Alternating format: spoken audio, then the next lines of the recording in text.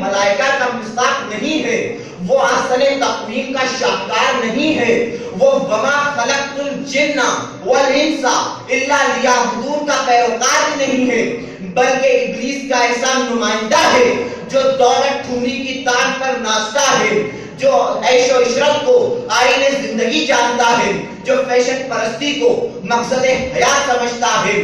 وہ زبان سے تو کلمہ لا الہ الا اللہ پڑھتا ہے، لیکن پیروی قارون اور فرعون کی کرتا ہے۔ اسی لیے تو اکبر الہ آبادی نے کہا تھا کہ یوں قتل سے بچوں کے وہ بدنام نہ ہوتا، کاش کہ فرعون کو غالب کی نہ سوچی۔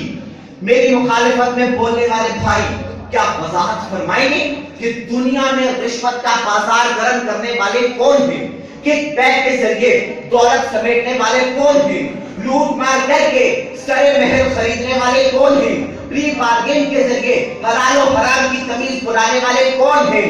علاج کے نام پر مریض کی کھال اتارنے والے کون ہیں؟ میں بتاتا ہوں جناب والا، یہ سب تعلیم یافتہ نہیں بلکہ اعلیٰ تعلیم یافتہ ہے، لیکن ہے انسانیت کے ماتھے پر تھپا۔